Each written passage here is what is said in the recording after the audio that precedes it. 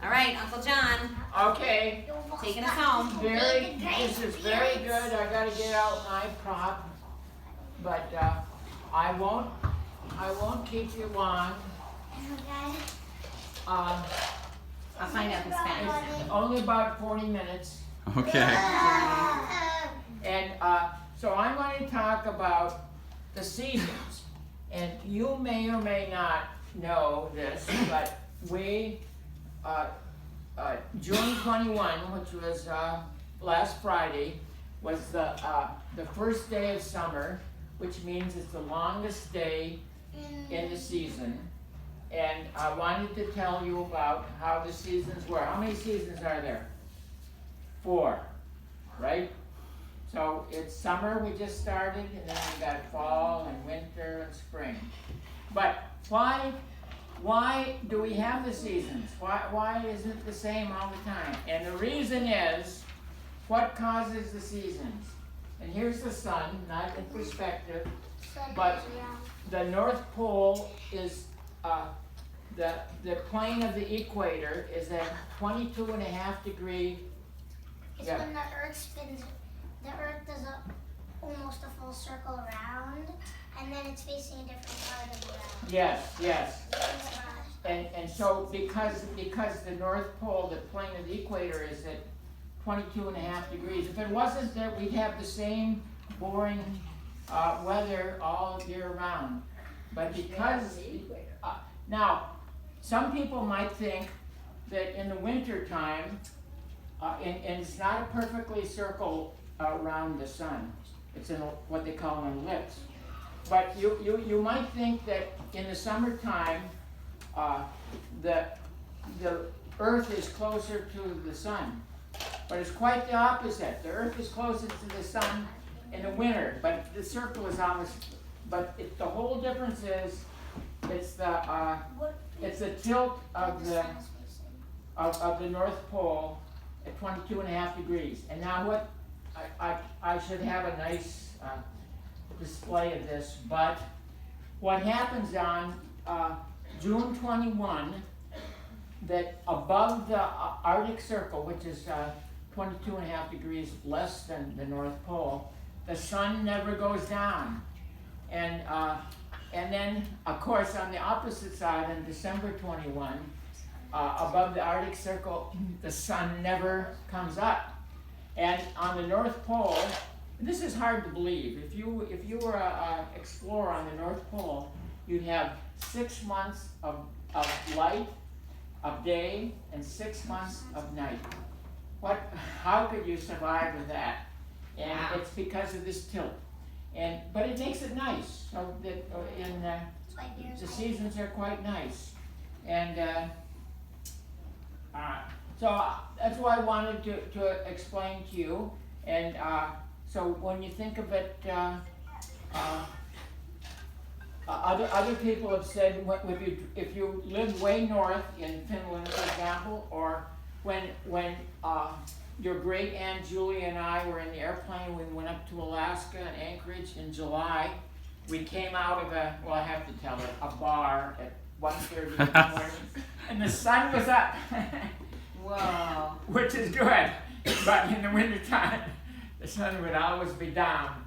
So, and there have been even movies about people who came from Los Angeles to Alaska and couldn't sleep because the sun was always up in the wintertime, in the summertime. Okay, I just wanted to, so this is really seasons, but it's astronomy too. And people used to think that the Earth and the sun went around the Earth, but that's not true.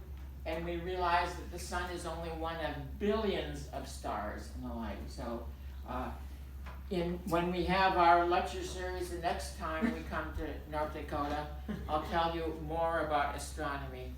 And maybe the U.S. will have gone to the moon again by then. Okay. Now I have a question. I know you're about to close and wrap up. Did I understand you correctly that on the North Pole there are 6 months of sun followed by 6 months That's right. of dark? Wow. Yes.